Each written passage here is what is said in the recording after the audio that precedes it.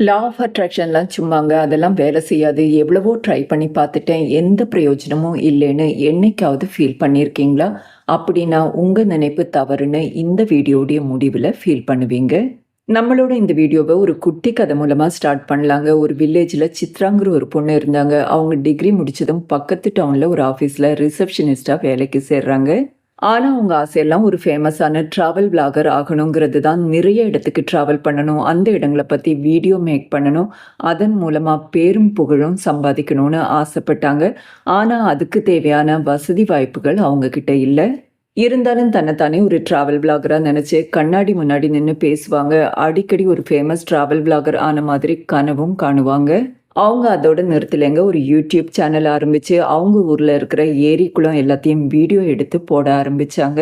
அவங்க விருப்பப்பட்டு அந்த வேலைய பண்ணதுனால, எந்த அளவுக்கு இன்ட்ரெஸ்டிங்கா அந்த வீடியோவ மேக் பண்ண முடியுமோ, அந்த அளவுக்கு இன்ட்ரெஸ்டிங்கா மேக் பண்ணாங்க. ரூரல் லைஃப்ல, அதாவது கிராம வாழ்க்கையில இன்ட்ரெஸ்ட் இருக்கிற மக்கள்லாம் அந்த வீடியோவ பார்த்து அப்ரிஷியேட் பண்ணவும் ஆரம்பிச்சாங்க. ஷார்ட் பீரியட்லயே அவங்களுக்கு சப்ஸ்கிரைபர்ஸ் கூடுனதோட பலரும் பாராட்ட ஆரம்பிச்சாங்க. அவங்களுடைய சேனலும் மானிட்டைஸ் ஆச்சு. இப்ப யூடியூப்ல இருந்து வரக்கூடிய பணம் மூலமா பக்கத்து ஊர்களுக்கும் டிராவல் பண்ணி வீடியோ போட ஆரம்பிச்சாங்க. இதை ஒரு டிராவல் சேனலுடைய ஹெட் பார்த்து இம்ப்ரெஸ் ஆகி அவங்கள கூப்பிட்டு பாராட்டுறதோட அவருடைய சேனல்லையே வேலையும் போட்டு கொடுக்குறாரு.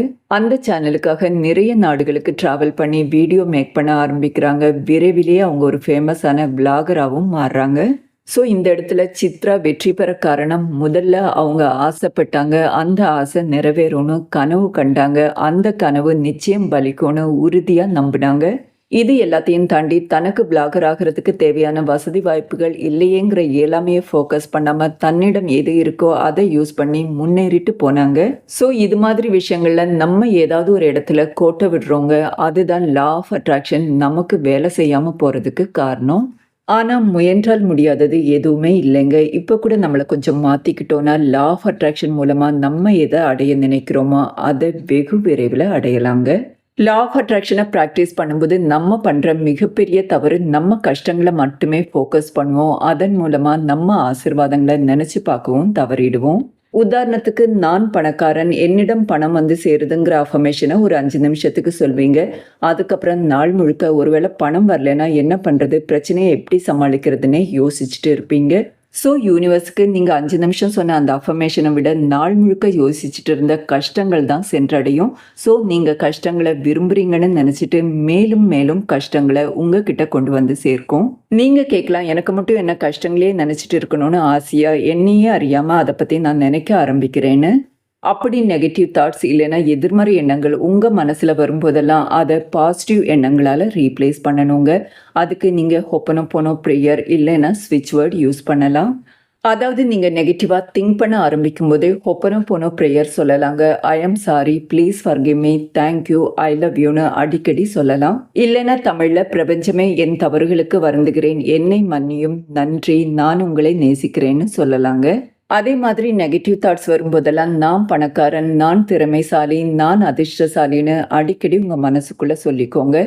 கடவுள் நம்பிக்கை இருக்கிறவங்கன்னா தினமும் 2 முறையாவது ப்ரே பண்ணுங்க. உங்க கஷ்டங்களை எல்லாம் கடவுள்கிட்ட ஒப்பு கொடுங்க. அவர் நிச்சயம் உங்களை காப்பாற்றுவார்னு முழுமையா நம்புங்க. இது உங்ககிட்ட பாசிட்டிவ் எண்ணங்களை அதிகரிக்கும்.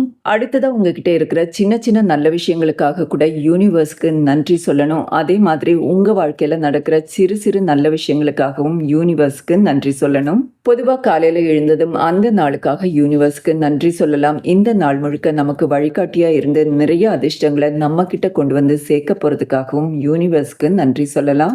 அதே மாதிரி இரவு தூங்க போகும்போது அந்த நாள் முழுக்க உங்க வாழ்க்கையில நடந்த நல்ல விஷயங்களை யோசிச்சு யூனிவர்ஸ்க்கு நன்றி சொல்லலாம். ஸோ இந்த நன்றி உணர்வு உங்களுக்கு என்ன தேவைங்கிறத யூனிவர்ஸ்க்கு உணர்த்தி மேலும் மேலும் உங்களுக்கு தேவையான விஷயங்களை உங்ககிட்ட கொண்டு வந்து சேர்க்குங்க. அடுத்ததான் நீங்க மாற்ற வேண்டியது வெறித்தனங்க. நம்ம வெறித்தனமா முயற்சிக்கலாம், ஆனா வெறித்தனமா ஆசைப்படக்கூடாதுங்க. நான் இன்னைக்கு லா ஆஃப் அட்ராக்ஷனை பயன்படுத்த ஆரம்பிச்சிருக்கேன். 48 மணி நேரத்துக்குள்ள எனக்கு ரிசல்ட் தெரிஞ்சாகணும், அடுத்த வாரத்துக்குள்ள நான் ஆசைப்படுறதெல்லாம் என்கிட்ட வந்து சேரணும்னு எல்லாம் ஒரு சிலர் நினைப்பாங்க. அப்படி அவங்க நினைக்கிறது நடக்கலைன்னா லா ஆஃப் அட்ராக்ஷனை பயன்படுத்துறதையும் நிறுத்திடுவாங்க. லா ஆஃப் அட்ராக்ஷன் மூலமா நம்ம ஆசைப்படுறத 1 மணி நேரத்துல இல்லைங்க, 1 நிமிஷத்துல கூட அடையலாங்க. ஆனா அது நம்ம மைண்ட் செட்டை பொறுத்தது. நம்ம கிட்ட எதிர்மறை எண்ணங்களும் அவநம்பிக்கையும் பயமும் அதிகமா இருக்கும்போது லா ஆஃப் அட்ராக்ஷனும் ஸ்லோவா தாங்க வேலை செய்யும். ஸோ லா ஆஃப் அட்ராக்ஷன் சரியா வேலை செய்யணும்னா நம்ம கிட்ட இருக்கிற எதிர்மறை எண்ணங்களையும் பயத்தையும் அவநம்பிக்கையும் முதல்ல நீக்கணுங்க. இதுக்கு நீங்க 3 முக்கியமான விஷயங்களை செய்யணுங்க. முதலாவது, எதிர்மறை எண்ணங்களை விதைக்கிற ஆளுங்க கிட்ட இருந்து விலகியே இருக்கணுங்க.